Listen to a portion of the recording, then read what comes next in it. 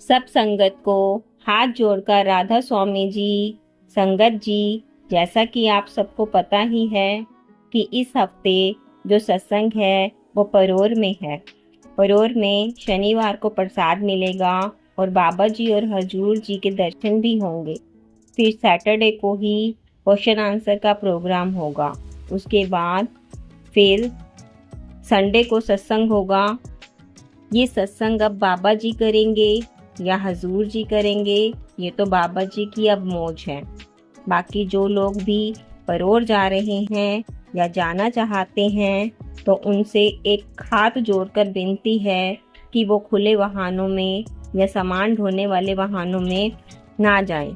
ये message dairy की तरफ से ही आया है सब संगत और जत्थेदारों के लिए, और ये सब हमारी सेफ्टी को लेकर ही बोला गया है। सत्संग की डेट मैं आपके साथ दोबारा से शेयर कर देती हूँ। 28 जून शनिवार को क्वेश्चन आंसर होंगे और 29 जून रविवार को सत्संग होगा। तो जो भी संगत आना चाहती है बड़े प्यार से आ सकती है। तो अब सुनते हैं एक साखी जो हमें बहुत कुछ सिखाएगी। एक बार की बात है, गौतम बुद्ध अपने शिष्यों के साथ किसी गांव के बाहर बैठे हुए थे। उस समय उनकी ख्याति चारों ओर फैली हुई थी। दूर दूर से लोग उनके प्रवचनों को सुनने आते थे, उनसे प्रश्न करते थे और जीवन का मार्गदर्शन प्राप्त करते थे। एक दिन एक व्यक्ति बुद्ध के पास आया, लेकिन उसके मन में श्रद्धा नहीं थी। वह केवल क्रोध, द्वेष और अहंकार में था। उसने बुद्ध को अपशब्द कहे, उनका अपमान किया, उनके खिलाफ बहुत कुछ कहा। शिष्यों ने यह सब देखा और भीतर से क्रोधित हुए, लेकिन बुद्ध केवल शांत बैठे रहे और एक हल्की मुस्कान के साथ। जब वह व्यक्ति थक गया और चुप हो गया तो बुद्ध ने बहुत ही शांत स्वर में पूछा, अगर कोई व्यक्ति आपको कोई उपहार देना चाहे और आप वह उपहार ना लें तो वह उपहार किसके पास रहेगा? वह व्यक्ति थोड़ा हैरान हुआ, लेकिन बोला, उसके पास ही रहेगा जिसने उपहार दिया है। बुद्ध ने मुस्कुराते हुए कहा, ठीक वैसे ही तुम्हारे शब्दों के साथ हुआ है। तुम मुझे अपशब्द देने आए, लेकिन मैंने उन्हें स्वीकार नहीं किया, वे तुम्हारे पास ही हैं। यह सुनकर उस व्यक्ति को जैसे कोई गहरी चोट लगी हो। उसे अपने क्रोध और मूर्खता का एहसास हुआ। उसने बुद्ध के चरणों में गिरकर माफ़ी मांगी। इस घटना के बाद बुद्ध के शिष्य रात को उनके पास आए और पूछा, भगवान, आपने उस व्यक्ति को कुछ भी क्यों नहीं कहा? वह तो आपका अपमान कर रहा था और हम सब क्रोधित थे। बुद्ध ने शांत भाव से कहा, जब कोई क्रोधित होता है तो वह केवल अपना विष बाहर निकालता है। यदि मैं भी उस समय क्रोधित हो जाता तो दोनों तरफ से विष फैलता, लेकिन जब एक पक्ष मौन हो जाता है तो वह विष वहीं रुक जाता है। मौन कभी कभी सबसे बड़ा उत्तर होता है।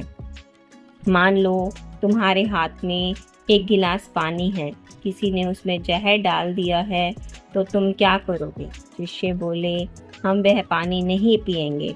बुद्ध ने कहा, ठीक वैसे ही किसी के कटु वचनों को भी अपने भीतर मत जाने दो। यदि तुम उन्हें ग्रहण नहीं करोगे तो वे तुम्हारे नुकसान नहीं पहुंचा सकेंगे। यदि कोई व्यक्ति तुम्हें गाली देता है और तुम प्रतिक्रिया नहीं करते तो वह गाली हवा में ही समाप्त हो जाती है, लेकिन अगर तुम गाली का जवाब दे देते हो तो तुम भी वैसे ही बन जाते हो। जो वह है सिर्फ तुम्हारे में और उसमें क्या अंतर रहा। एक बार एक किसान बुद्ध के पास आया। वह अपने जीवन की कठिनाइयों से परेशान था। उसने कहा, भगवान, मेरी फसल खराब हो जाती है, परिवार में कलह रहती है, स्वास्थ्य भी ठीक नहीं रहता, मेरी पत्नी मुझसे झगड़ती है, बेटे मेरी बात नहीं मानते, कृपया मेरे कष्ट दूर कीजिए।